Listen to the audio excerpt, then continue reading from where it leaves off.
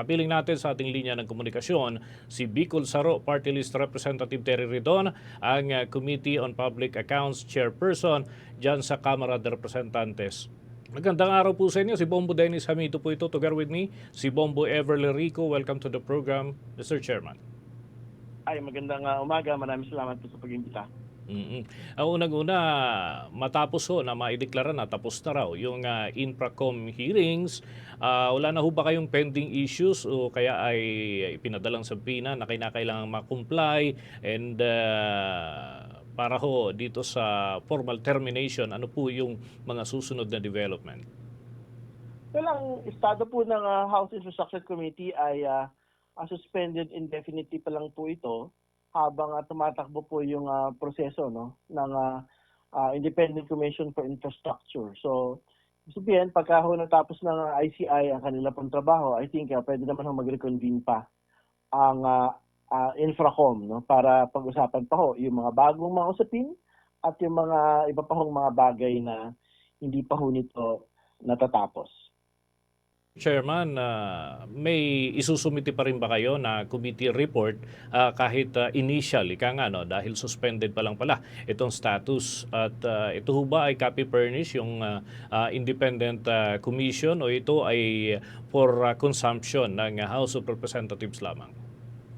Ngayon po ay lahat po ng mga dokumento, transcripts, ebidensya, mga litrato, naipasa na po sa ICI. Actually, dahil suspended po ang atin pong mga pagdinig, hindi naman po require ng rules kung magkaroon po ng committee report. So, papabayaan po natin yung ICI na i-consume ito pong ating mga dokumento, mga transcripts on their own para sila ho yung makapag-form ng sarili ho nilang kuro-kuro. Lalo tigit, yung pong mga nakuha naman pong mga informasyon dito, particularly ho, yung financial statements ng mga Diskaya at yung po mga initial na mga testimonya ni Bryce Fernandez, J.P. Mendoza, Henry Alcantara ay bahagi din naman po ng continuing pa rin hong proceedings ng Senate Blue Ribbon Committee. So I think magiging helpful ito pong transcript itself para doon sa magiging pagpapasya po ng ICI dito sa Bulacan issues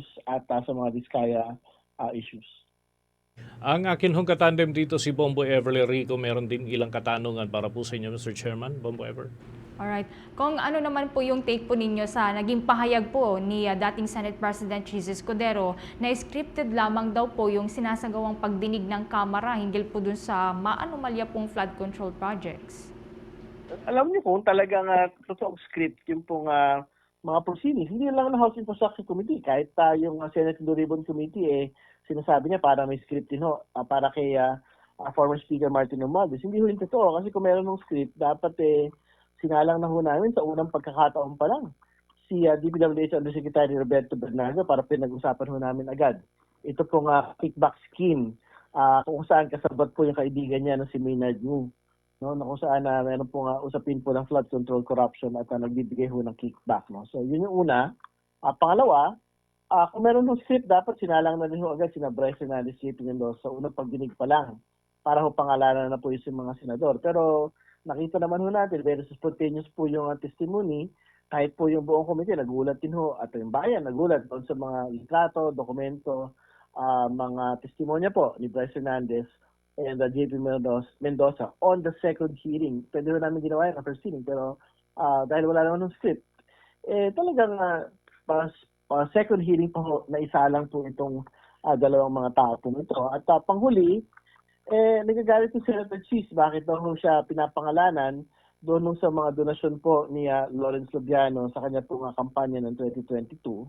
Pero paano magkakaroon ng script? Kaya nagtanong ho ng bagay na yan, si Congressman Shell Jokno, premiadong abogado at talagang kilala sa integridad. So, yung bang sinasabi niya, kahit si Congressman Jokno ay kasama sa pagkakaroon po ng ganitong script. So, tingin ko hindi naman ho yun totoo at hindi po ito kapanipaniwala. Sa mga nakalipas po na pagdinig na isinagawa ng Infra Committee, maraming mga pangalan ang nakaladkad at nabunyaga. What's next? Ano po yung susunod po na nakahanay na iimbestigahan na po ng inyo pong panel? Well, talaga ho nga naipasa na ho namin ng buong buo sa ICI, no? Lahat po ng mga transcript dokumento. So talaga ho nga inaantabayan na lang ho namin yung pong magiging makaganapan sa ICI. So ilan hong mga pahayag na po na binabanggit namin. Dapat ho mas open, public, ito po nga proceedings po nitong ICI. Very important po na hindi naman natin sila piniperso din na mag-live stream katulad ho na ginagawa sa Senado sa Kongreso. Pero kailangan ho ma-maintain yung public character po ng proceedings. So halimbawa, katulad sa mga korte, hindi naman ho yan talaga naka-live stream.